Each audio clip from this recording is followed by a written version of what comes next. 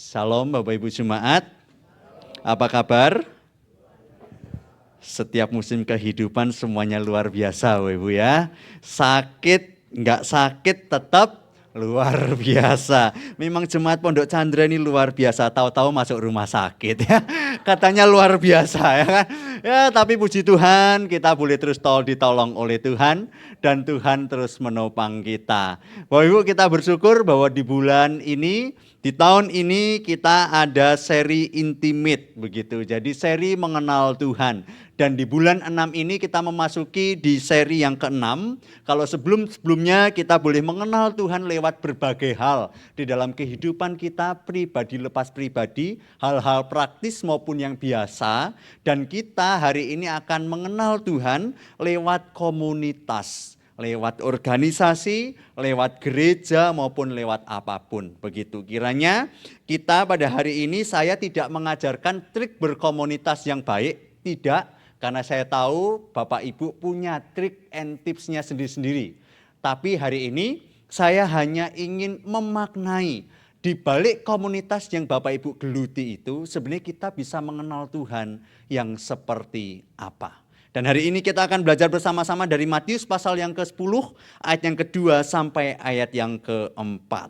Matius pasal yang ke-10 ayat yang kedua sampai ayat yang ke-4. Saya yakin setiap guru-guru sekolah minggu sudah sering mendengarkan tentang ini. Apalagi kalau anak sekolah minggu suruh persembahan pujian.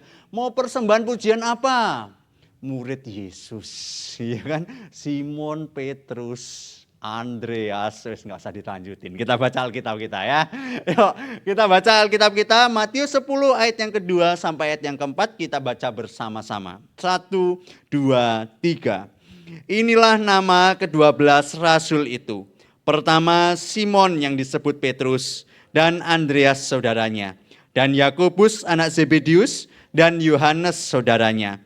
Filipus dan Bartolomeus, Thomas dan Matius pemungut cukai, Yakobus anak Alfeus dan Tadeus, Simon orang Zelot dan Yudas Iskariot yang mengkhianati dia. Sedemikian pembacaan Alkitab kita yang berbahagia bukan hanya kita yang membaca dan merenungkan firman siang dan malam, tapi setiap kita yang dimampukan untuk melakukan firman itu di dalam kehidupan kita. Bapak Ibu yang dikasihi Tuhan, saya kok yakin di antara kehidupan kita itu diciptakan bukan untuk hidup sendiri. Tapi kita itu diciptakan untuk kehidupan yang bersosial. Kita diciptakan bukan untuk hidup menjalani kehidupan yang secara pribadi, aku pribadi bisa hidup sendiri. Tapi kita diciptakan oleh Tuhan untuk kita itu berkomunitas. Baik itu komunitas di dalam keluarga, ataupun komunitas di dalam gereja, maupun komunitas di dalam lingkungan pekerjaan. Dan saya kok yakin, ketika setiap kita berkomunitas, kita itu mencari setiap orang-orang di dalam komunitas itu punya kriteria-kriteria tertentu. Betul atau betul?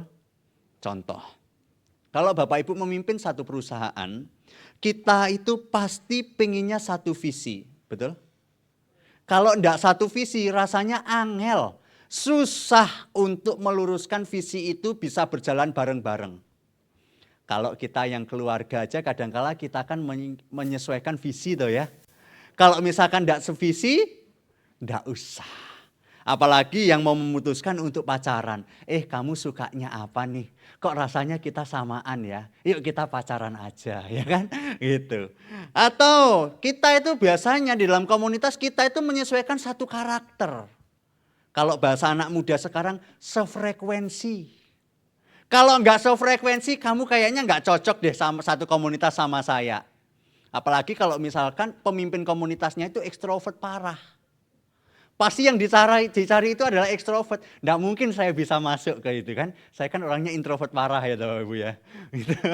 Jadi Bapak Ibu pasti ekstrovert. Ya kumpul sama ekstrovert. Orang yang rame kadang-kala kumpul sama yang rame. Atau di dalam satu komunitas itu satu selera. Kalau misalkan kita membentuk satu komunitas geng motor. Nggak mungkin toh kalau misalkan satu komunitas itu satunya nyeleneh. Bukan geng motor tapi geng bola. Yang nggak suka motor kan nggak mungkin. Sukanya satu komunitas itu satu geng, satu frekuensi, satu selera. Kalau satu seleranya suka main bola, ya satu komunitas itu seleranya sama, main bola. Atau yang lain, satu latar belakang. Bapak Ibu, di balik beberapa komunitas yang ada, di balik beberapa lembaga yang ada, biasanya itu dilatar belakangi dengan latar belakang yang sama kadangkala. Contoh, orang bentuk satu lembaga untuk lembaga sosial menolong orang-orang kaum miskin atau kaum orang yang tertindas. Kadangkala yang menjadi satu lembaga itu adalah orang-orang yang pernah tertindas. Betul enggak?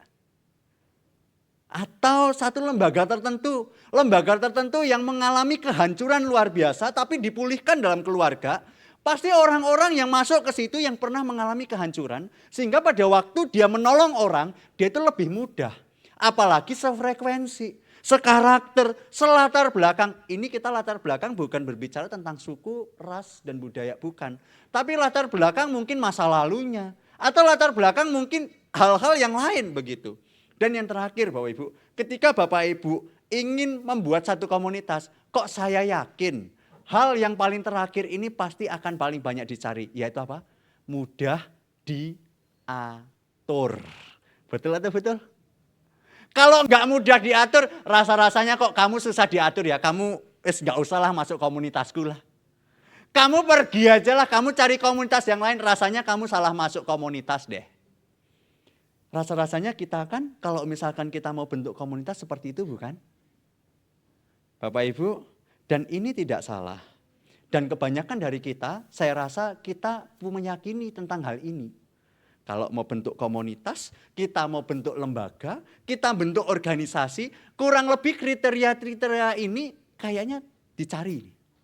Tapi Bapak Ibu, ingatkah bahwa ternyata 2000 tahun lalu ada satu komunitas itu dibentuk bukan dari visi yang sama. Bukan dari misi yang sama. Bukan dari karakter yang sama.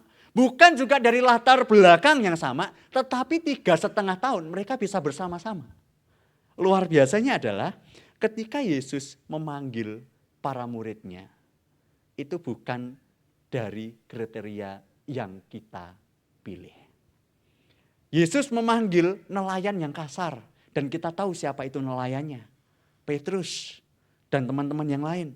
Yesus memanggil pemungut cukai yang dibenci oleh orang-orang Yahudi. Yesus panggil itu orang. Yang lain, Yesus memanggil seorang nasionalis yang sangat radikal. Yang nanti kita akan bahas. Yang mungkin kita akan oh alah ternyata ini orang radikal toh.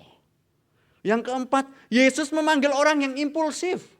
Kayak si Petrus, suka ngomong awal, mikirnya belakangan. Yesus suka memanggil orang yang meragukan dia. Itu siapa?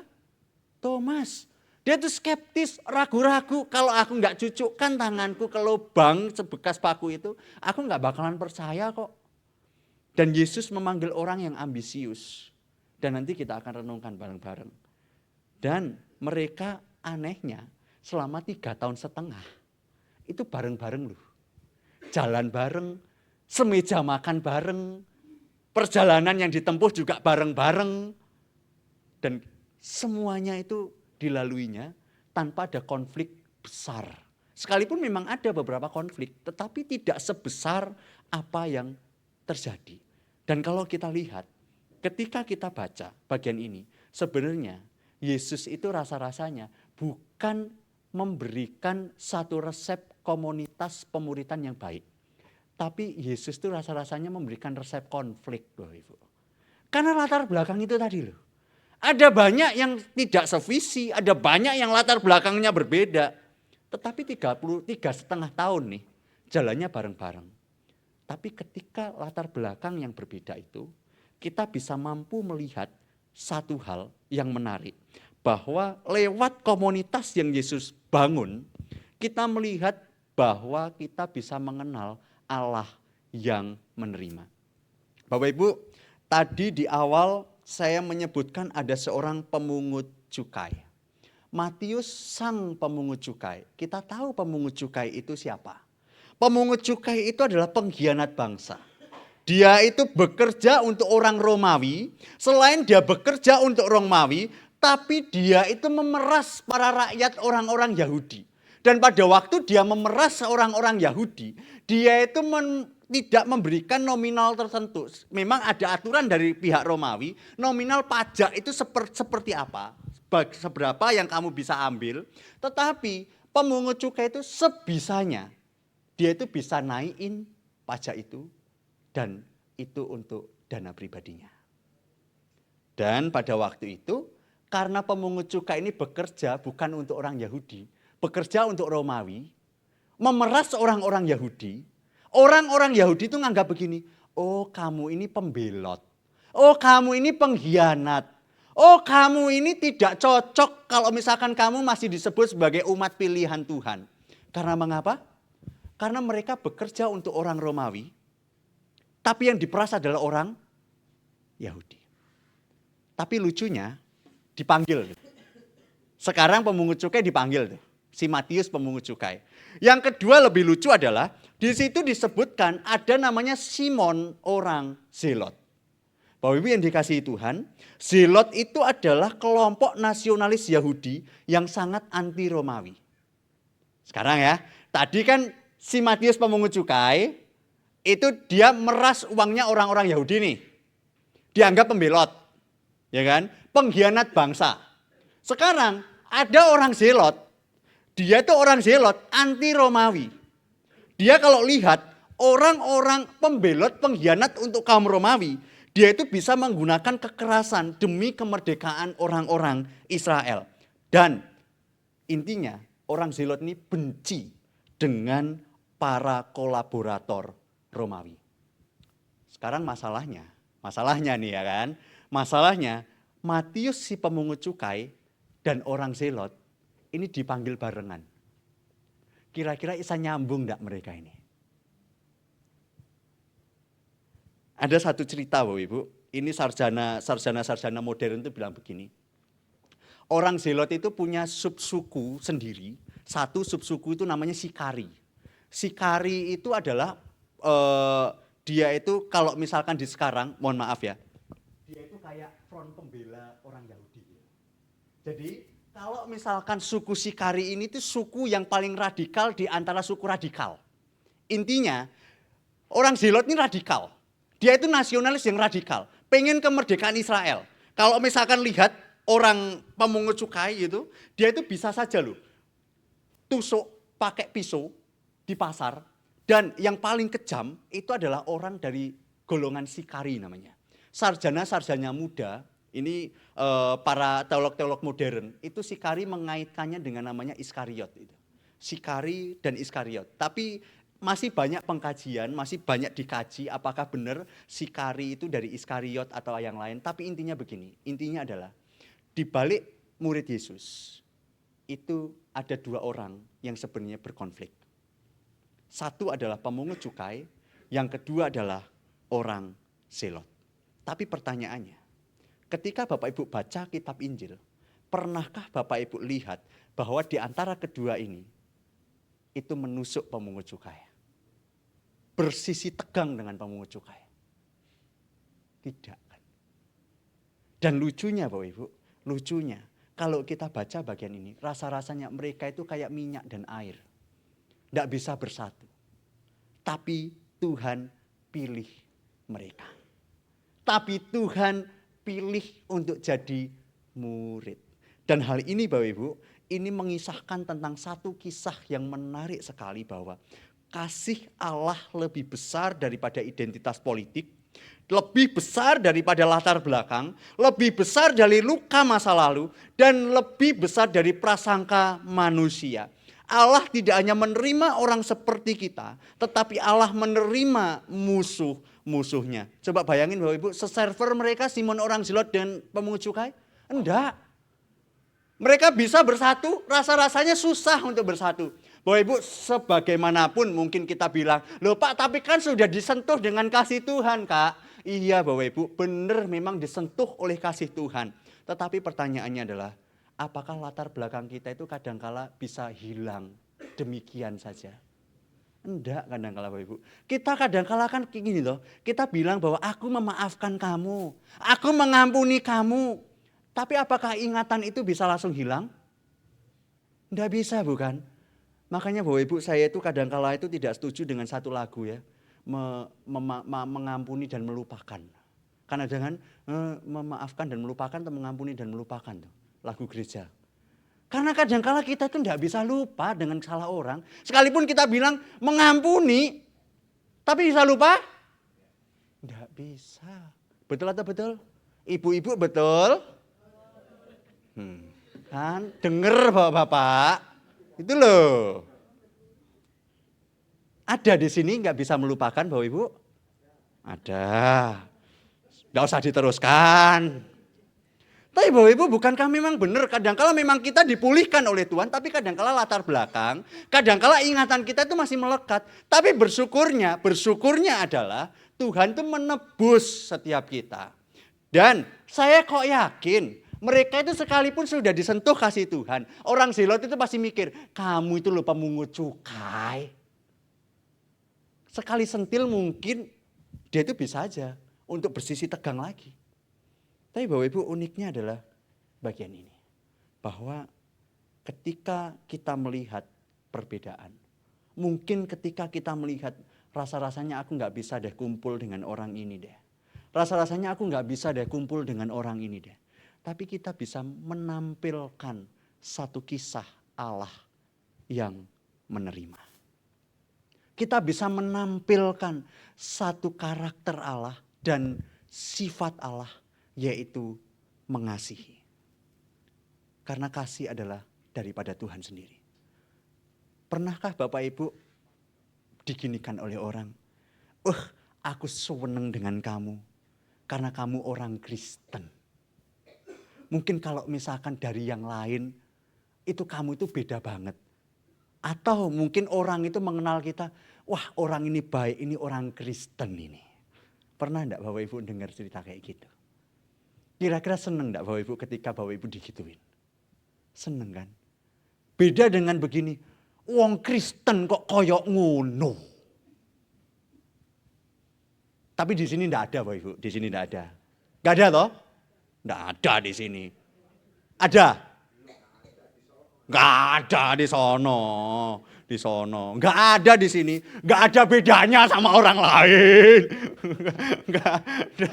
Tapi Bapak Ibu di sini gak ada. Saya rindu Bapak Ibu dan saya berdoa. Setiap kita ketika kita itu berkomunitas, orang itu kenal kita. Wow, kamu kok bisa ya menerima orang yang buwencekno ya. Dan kita itu bisa sampaikan, kamu tahu enggak kenapa aku bisa terima kamu? Itu karena Tuhan lebih dulu terima aku.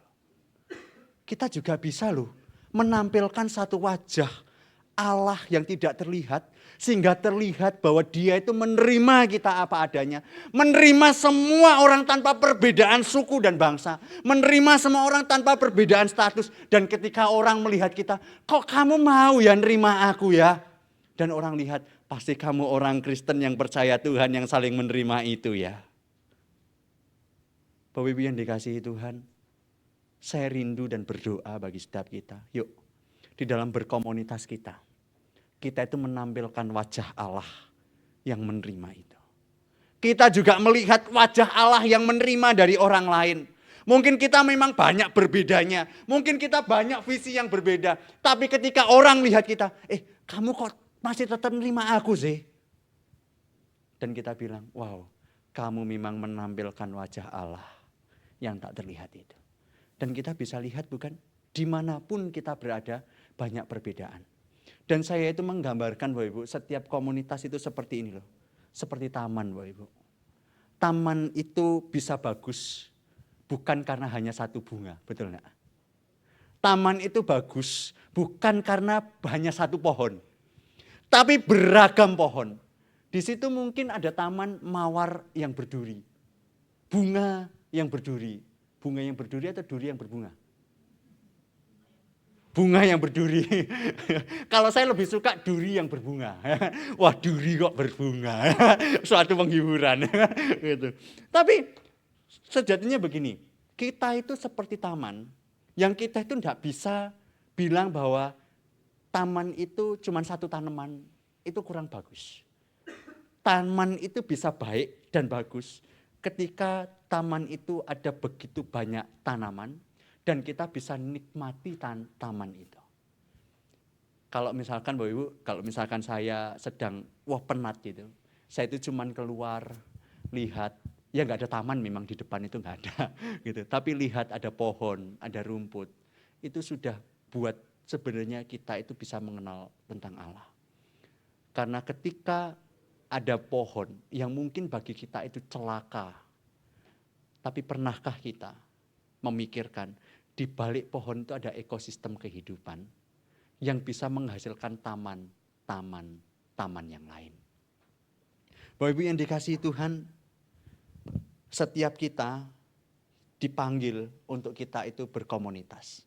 Tapi memang kadangkala setiap orang berpikir hidup di dunia itu seperti etalase. Etalase itu apa?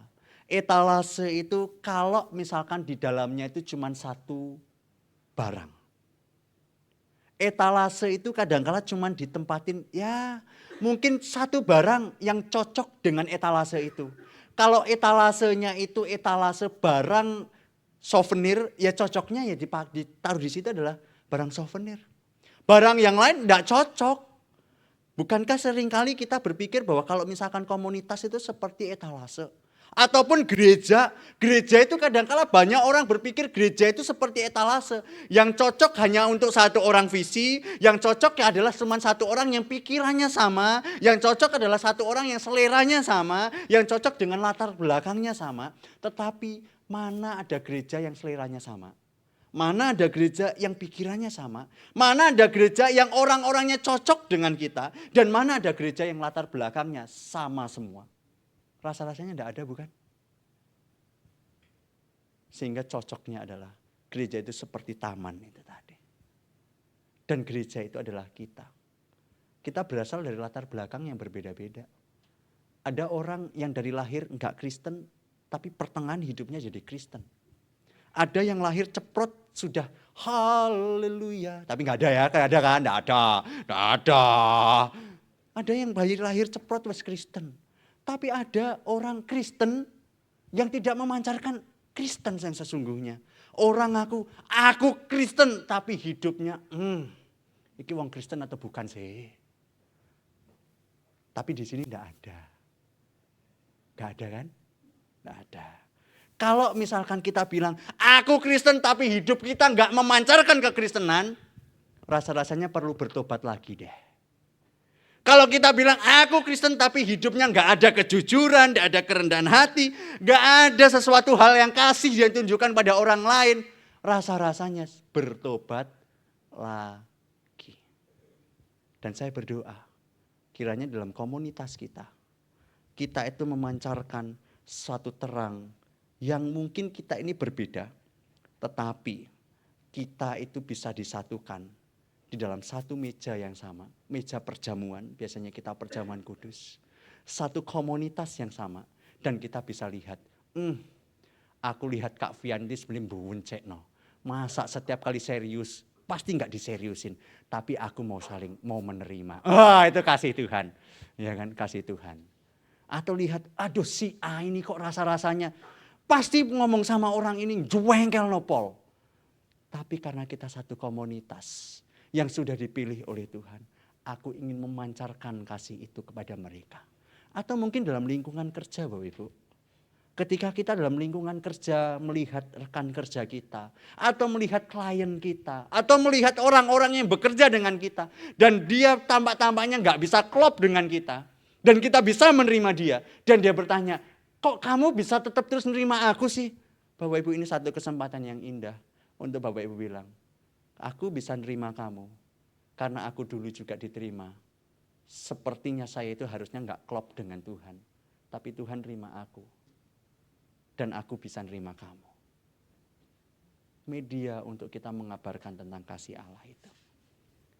Tapi Bapak Ibu, kita juga tidak bisa pungkiri bahwa kehidupan komunitas kita memang seringkali ada banyak gesekan. Dan ada begitu banyak hal yang tidak kita inginkan, bukan? Refleksi di poin yang pertama. Mungkin saat ini ada orang yang paling sulit untuk kita terima. Tapi mungkin orang yang sulit kita terima justru sedang dipakai Tuhan untuk memperlihatkan betapa luas kasih-Nya. Untuk kita bisa lebih mengasihi. Untuk kita bisa lebih memancarkan kasih itu. Dan untuk kita bisa lebih memahami. Ternyata Tuhan dulu sebenarnya kalau misalkan aku pakai perasaan saya kepada Tuhan. Mungkin juga sakitnya sama seperti itu. Tetapi Tuhan mau menerima dia. Wow, itu pengorbanan yang diberikan kepada saya dan kepada Anda. Dan itu adalah yang kita lihat dari kasihnya. Yang kedua Bapak Ibu, di dalam komunitas kita mengenal Allah yang membentuk. Bapak Ibu di situ di dalam murid Yesus, di situ ada seorang yang namanya Petrus. Petrus itu kita tahu semuanya ya.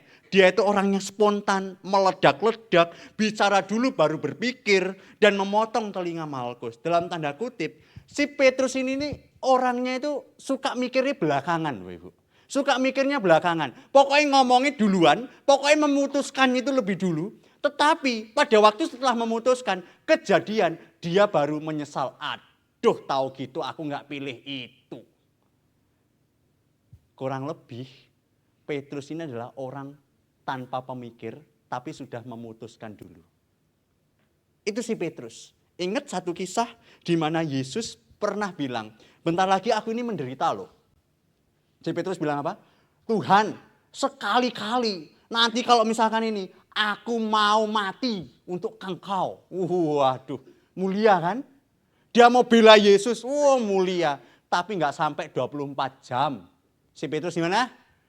Aku nggak kenal itu orang. Nggak kenal itu orang aku. Tapi padahal sebelumnya aku mau mati-matian untuk Engkau. Kalau ada orang yang mau bunuh kamu, aku mau bunuh dia. Nggak sampai 24 jam. Terus ingat pada waktu Yesus mau ditangkap, kan Yesus dicium tuh sama Yudas. Wow ini loh orangnya yang kamu tangkap. Si Petrus langsung angkat pisau. Langsung potong tuh telinga. Tanpa mikir. Dia berani dia. Dia sangat-sangat berani. Dan berbanding terbalik dengan satu orang namanya Thomas. Thomas ini adalah orangnya yang skeptis. Dia itu peragu. Masih ingat satu kisah di mana Yesus bangkit? Yesus bangkit kepada beberapa murid. Dan murid bilang, Yesus kita bangkit. Si Thomas bilang, aku enggak percaya. Sebelum tanganku mencucukkan jariku ke dalam paku bekas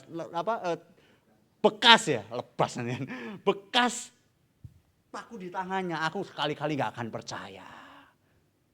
Si Thomas kayak gitu. Bapak Ibu pernah enggak mikir? Kalau misalkan si Petrus ini orangnya kan pemutus duluan tuh. Lalu datang si Thomas. Pertimbang no sik. Rasa-rasanya ini ladang konflik loh Ibu. Si Petrus sudah putusin, oke kita berangkat. Si Thomas, iya tah, kita mau berangkat ke sana tah.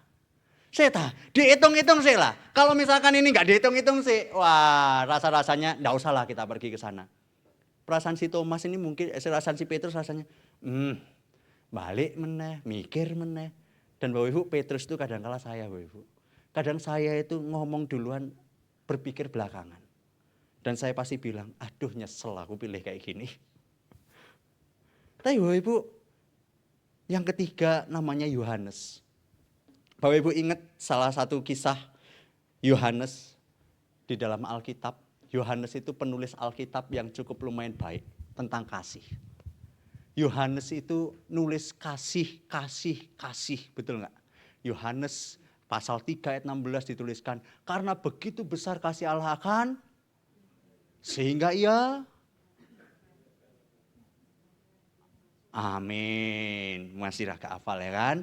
Terus 1 Yohanes, 2 Yohanes, 3 Yohanes. Yohanes itu menuliskan banyak tentang kasih lagi. Kalau misalkan kamu kamu itu menjadi anak Tuhan, kamu itu harus menunjukkan tentang kasih. Terus dia bilang lagi, kamu mau mengasihi. Karena kamu mengasihi itu bukan karena kamu itu mau mendapatkan kasih orang lain. Enggak, tapi karena kamu itu sudah mendapatkan kasih dari luar, dari surga dulu.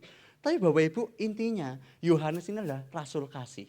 Tapi pernahkah Bapak Ibu pernah berpikir sebelum dia jadi rasul kasih, Yohanes itu pernah ingin menurunkan api dari langit. Pada waktu kisah Yesus lihat ada satu kota, lihat ini kota kok mencekno. Yohanes itu langsung bilang begini, Tuhan perlukah aku turunkan api dari langit dalam tanda kutip, Yohanes tuh pengen bakar tuh daerah itu. Loh, katanya rasul kasih, Pak. Iya, memang rasul kasih. Tapi latar belakangnya pada waktu jadi murid Yesus, dia itu masih belum bisa mempraktekkan bagian itu. Dia itu masih mudah menghakimi kelompok orang lain. Dan bahkan si Yohanes ini orang ambisius. Pada waktu bersama dengan Yakobus, dia itu meminta posisi yang terhormat. Bayangin. Dia itu bilang, Tuhan nanti pada waktu sudah di surga, aku mohon izin ya, duduk di samping kananmu. Loh, ambisius bukan? Dan dia dijuluki sebagai anak guru. Boanerges kalau nggak salah di dalam Markus atau Lukas, begitu saya kurang lebih lupa. Tapi intinya Bapak Ibu, loh ini kan rasul yang mengatakan kasih tuh katanya. Ternyata pada waktu jadi murid, dia itu emosinya masih meledak-ledak kok. Pada waktu jadi murid, dia itu pernah melakukan tindakan, Tuhan perlukah aku bakar tuh daerah itu? Karena engkau diginikan. Tapi lucunya Bapak Ibu, saya teringat satu bagian dari Amsal 27 ayat 17 berkata begini. Besi itu menajamkan besi dan orang menajamkan sesamanya. Bapak Ibu, ini tuh ibarat seperti pisau. Kalau Bapak Ibu pisau tumpul, Bapak Ibu asah dengan kapas atau asah dengan benda yang keras. Benda keras bukan? Dan kalau Bapak Ibu ingin pisau itu tetap terus tajam, Bapak Ibu pakai atau Bapak Ibu tinggalin aja di etalase rumah, enggak usah dipakai-pakai. Ternyata nyatanya pisau itu semakin tajam semakin lama dipakai bukan? Semakin sering dipakai semakin pisau itu tajam. Semakin pisau itu tidak dipakai, sekalipun itu putih, bersih, tidak terpakai, tidak cacat sama sekali, tidak berkurang sama sekali. Tapi kalau tidak pernah dipakai, pisau itu tetap akan tumpul, betul atau betul? Bapak Ibu yang dikasihi Tuhan, hidup kita itu kadang-kala juga begitu. Hidup Petrus, hidup Thomas, hidup Yohanes juga demikian Bapak Ibu. Petrus pada waktu itu Petrus masih berani. Yohanes pada waktu itu Yohanes masih berani. Yohanes pada waktu itu masih memikirkan bahwa aku masih belum menjadi rasul kasih. Dan aku masih berpikir aku ambisius kalau misalkan ada orang yang mau ngapa-ngapain Yesus, aku bakar aja tuh daerah itu. Dan Petrus berkata, kalau kamu mau mati ada yang bunuh kamu, aku akan bunuh duluan orang itu. Itu kata Petrus. Dan dia sangat berani. Potong telinga Malkus. Untung pada waktu potong telinga tidak dijadikan daun pintu. Ya kan, daun telinga. Tetap akhirnya sama Yesus diambil, ditaruh lagi, tempel. Mukjizat tuh. Dan dia masih berani Bapak Ibu. Tapi ternyata semua latar belakang keras itu tadi membentuk setelah Yesus bangkit. Masih ingat ceritanya Petrus? Satu meja dengan pengkhianat, yaitu namanya siapa? Yudas. Enggak ada yang namanya Yudas di sini? Enggak ada? Enggak ada kan yang namanya Yudas? Pengkhianat enggak ada. Karakternya ada? Loh, ada Bu. Yang baju apa Bu? Duh, ada. Semoga tidak ada di sini, ya kan? Semoga tidak ada. Tapi nggak ada tuh Bu ya. Ada satu meja dengan pengkhianat. Satu meja dengan orang yang emosinya masih meledak-ledak. Murid Yesus. Satu komunitas. Tetapi satu komunitas itu menjadi ladang pembentukan. Dan mereka melihat bahwa ada Allah yang membentuk mereka. Bapak Ibu yang dikasihi Tuhan, Allah tidak membentuk kita dengan menghapus kepribadian kita. Enggak. Tetapi Allah itu malah menebus kepribadian kita. Petrus tetap berani. Di awal tadi saya bilang Petrus berani. Apakah pada waktu Petrus ditebus keberanian Petrus menciut? Enggak. Petrus tetap berani, tetapi keberaniannya tidak lagi dipakai untuk menyerang, melainkan untuk memberitakan Injil. Yohanes tetap memiliki semangat yang menyala, tetapi apinya tidak lagi untuk membakar orang lain. Apinya berubah menjadi kasih yang menghangatkan gereja-gerejanya. Bapak Ibu, kita bisa mengerti tentang kasih Tuhan dari tulisan Yohanes. Dan bukankah itu yang membakar hidup kita hari ini? Mungkin dulu Yohanes mau bakar daerah lain. tapi lewat pembentukan daripada Tuhan. Yohanes tetap terus membakar, tapi yang dibakar bukan dengan api, tapi dengan firman yang ditulis lewat tangan Yohanes. Dan itu membakar gereja-gerejanya, supaya kasih itu tetap menyala bagi gereja-gerejanya. Bapak Ibu yang dikasihi Tuhan, orang yang keras bisa menjadi teguh memegang kebenaran. Orang yang kritis bisa menjadi bijaksana membedakan yang benar dan yang salah. Orang yang berani bisa menjadi pembela yang lemah. Orang yang detail bisa menjadi pelayan yang penuh tanggung jawab. Jadi Bapak Ibu, lewat komunitas kita bukan hanya mengenal bahwa Allah sabar membentuk. Tapi kita mengenal bahwa Allah melihat bukan hanya siapa kita hari ini, tetapi siapa kita dapat menjadi di dalam Kristus. Bayangkan Bapak Ibu, kalau para murid hanya mengenal Yohanes si pemarah, atau mengenal Petrus sebagai si gegabah, mereka mungkin akan menyerah satu dengan yang lain. Tetapi Yesus melihat rasul kasih di balik anak guru. Dan Yesus melihat gembala jemaat di balik nelayan yang meledak-ledak. Saya tidak tahu, di balik komunitas gereja kita saat ini, mungkin ada Petrusnya, mungkin ada orang zelotnya, atau mungkin ada Simonnya, tapi tidak ada Yudasnya. Amin. Amin. Amin. Bukan Yudasnya, pengkhianatnya, Bapak Ibu, ya kan? Tidak ada pengkhianatnya. Tapi setiap kita bukankah ada banyak latar belakang yang berbeda? Kita punya banyak selera yang berbeda. Kita punya banyak visi yang berbeda. Dan kita punya gaya yang berbeda. Tapi Bapak Ibu, satu hal yang menolong kita. Mungkin hari ini kita berpikir, orang ini yang patut harusnya disalibkan.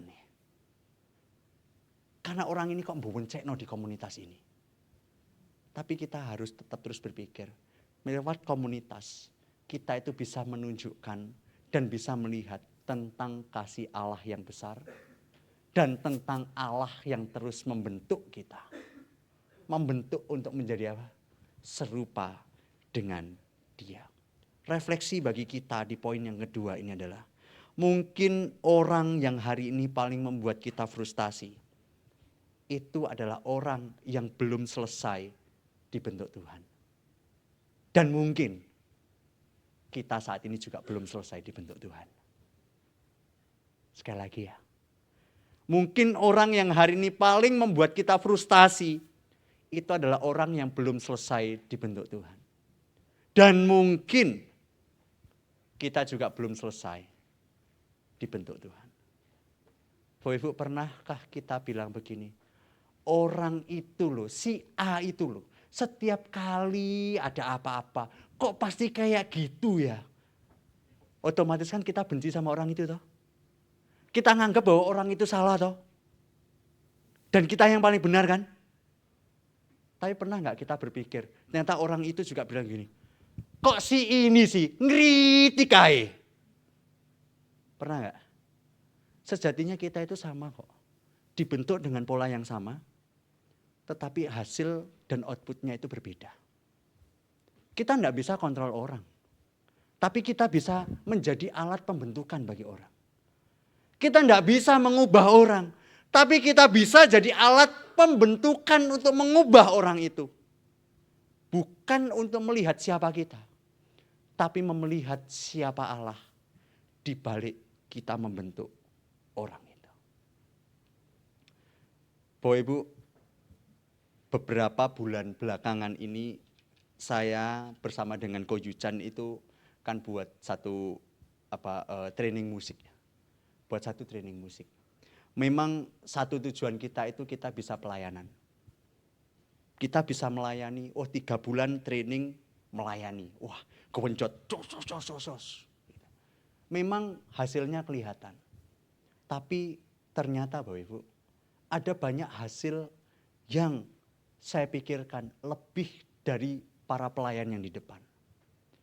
Bapak Ibu, saya belajar tambah bersabar pada waktu training itu berjalan. Saya belajar tambah menerima pada waktu grup musik itu mulai terbentuk. Saya belajar tambah untuk melihat bahwa oh begini ya, untuk memperlakukan si A dan si B itu ternyata berbeda. Dan saya melihat di situ di titik di mana yang dibentuk itu sebenarnya bukan kalian. Tapi yang dibentuk adalah saya. Dan saya suka pakai salah satu ilustrasi arang, Bapak Ibu. Ilustrasi ini saya dapatkan pada waktu saya beli sate. Jujur pada waktu saya beli. Saya itu suka sekali, saya itu senang, puji Tuhan Bapak Ibu. Saya itu melihat bagian-bagian yang kecil mungkin bagi orang biasa. Rasa-rasanya ini enggak ono apa-apa nih. Tapi bagi saya bisa lihat bahwa wah ini cara Tuhan bekerja. Pada waktu saya beli sate Bapak Ibu. Saya itu lihat itu satu arang. Satu arang itu dari penjual sate itu tidak dibiarkan mati. Tetap dibiarkan, masih tetap terus menyala merah. Tapi ternyata dari satu arang yang menyala merah, itu akhirnya arang-arang yang mati itu dikumpulkan ke arang yang menyala. Pada waktu dikumpulkan ke arang yang menyala, apa yang terjadi? Nyala semua arangnya. Dan jujur Bapak Ibu, hal itu saya langsung bilang, Tuhan ternyata bagian ini yang saya dapatkan seperti di dalam komunitas. Kadangkala kita itu bisa menyala abangku, menyala itu karena kita itu berada dalam satu komunitas yang saling menyalakan. Saya tidak bisa bayangin Bapak Ibu, kalau tidak ada arang yang nyala, otomatis arang yang nyalain itu nggak akan jadi bara, betul nggak? Dan kalau misalkan semuanya nyala, itu akan memberikan satu aroma yang sedap. Kalau ilustrasinya sate berarti sate yang enak. Setelah ini ada kiriman sate nggak ya nanti ya? Enggak kan? Tapi bisa menghangatkan. Begitu juga dengan komunitas kita. Memang panas pada waktu itu mungkin. Mungkin kalau misalkan arang itu bisa bicara, mungkin arang yang dingin itu mungkin bicara. Panas. Ada gesekan, panas. Tapi ternyata memberikan satu dampak yang menghangatkan. Saya kok rindu GKKA Pondok Chandra juga seperti arang-arang yang saling menghangatkan. Kalau ada arang yang dingin, dekati dan bilang, yuk bangkit yuk. Kita berkomunitas yuk. Sehingga arang yang dingin itu melihat, aku ini orang bencekno tapi kamu tetap menerima. Kamu gereja mana sih? GKKA Pondok Chandra. Oh GKKA Pondok Chandra berarti mengenal Allah yang benar. Haleluya ya kan? Bisa bawa jemaat. Bapak Ibu yang dikasihi Tuhan, saya rindu kita itu bisa saling menghangatkan satu dengan yang lain. Yang dilihat bukan siapa kita, tapi yang dilihat adalah siapa Allah. Di balik kita menerima mereka. Di balik kita membentuk mereka. Di balik kita yang dibentuk oleh Tuhan. Karena mungkin hari ini yang paling membuat kita frustasi, itu memang belum selesai dibentuk Tuhan.